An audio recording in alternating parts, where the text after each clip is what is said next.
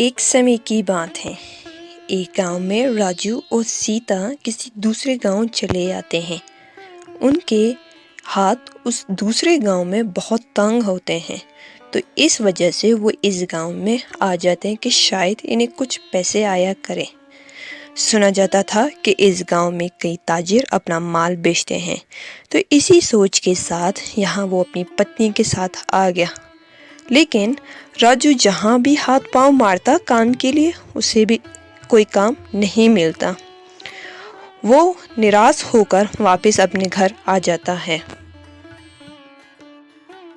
سوچا تھا کہ میرپور گاؤں میں آ کر چند پیسے کماؤں گا، لیکن آج سارا دن کام کی تلاش میں کچھ بھی حاصل نہیں ہوا۔ ارے مایوس ہونے کی کوئی بات نہیں، گاؤں کے پاس ایک بہت بڑا تالاب ہے، آپ ادھر جائیں اور مچھلی پکڑیں اور بازار میں بیچیں، کیا معلوم وہاں سے کچھ پیسے کمائیں۔ وہ یہ بات سن کر بہت خوش ہو جاتا ہے اور اگلے ہی روز اس تالاب کے پاس جاتا ہے۔ وہاں پہلے سے ہی دو آدمی ہوتے ہیں، سلار اور راہم۔ یہ کون ہے؟ یہاں آ کر ہمارا دھندا خراب نہیں کرو، جاؤ یہاں سے، یہ ہمارا تالاب ہے۔ ارے بھائی صاحب، میں یہاں نیا آیا ہوں، مجھے کچھ دن کی مہلت دے دو، میں یہاں سے چلا جاؤں گا۔ چلو میں تمہیں ایک دن کی مہلت دیتا ہوں، اگلی بار یہاں نظر نہیں آنا۔ ٹھیک ہے بھائی صاحب۔ راجو تالاب میں جال ڈالتا ہے تو کوئی بھی مچھلی نہیں آتی۔ وہ مایوس ہو کر گھر چلا آتا ہے۔ ارے کیا ہوا؟ آپ کا منہ کیوں لٹکا ہوا ہے؟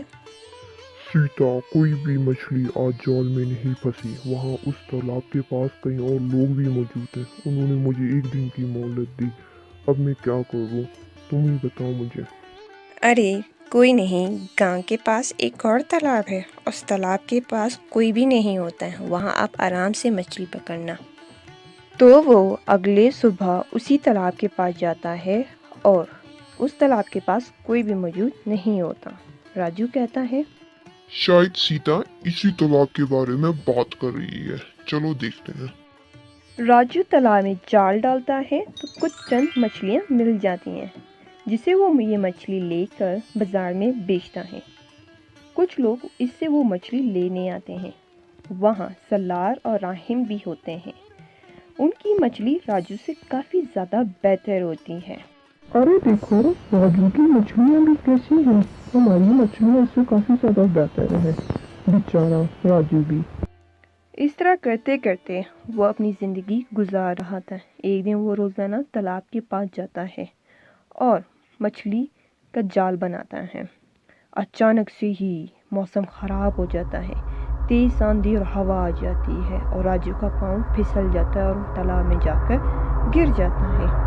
نہ جانے وہ اس تالاب کے دوسری اور کی دنیا میں آ جاتا ہے۔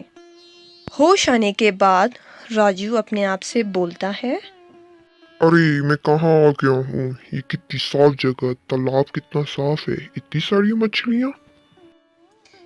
اس تالاب میں کافی زیادہ سونا ہوتا اور راجو یہ دیکھ کر بہت خوش ہوتا، لیکن راجو اس تالاب میں سونے کو ہاتھ نہیں لگاتا، بلکہ وہ یہاں سے مچھلیاں لے کر بازار میں جا کر بیچ آتا ہے۔ اس طرح وہ زیادہ لالچ نہیں کرتا اور کافی لوگ اس سے وہ مچھلیاں لیتے کیونکہ وہ مچھلیاں بہت نایاب تھیں۔ اس طرح وہ کافی امیر ہو جاتے ہیں۔ ارے سیتا، میرا کھانا باندھ لو، مجھے دیر ہو رہی ہے، مجھے مچھلی پکڑنے جانا ہے۔ آپ ایسا کیوں نہیں کر لیتے کہ کسی کو کام پہ رکھ لیں مچھلی کے لیے؟ نہیں نہیں، مجھے یہ کام کرنا خود پسند ہے، میں یہ کام کسی کو نہیں دے سکتا، میں یہ کام خود کروں گا۔ اتنا ہی راجو تالاب کی اور چلا جاتا ہے اور اپنے دن بھر کے بارے میں گہری سوچ میں ہوتا ہے۔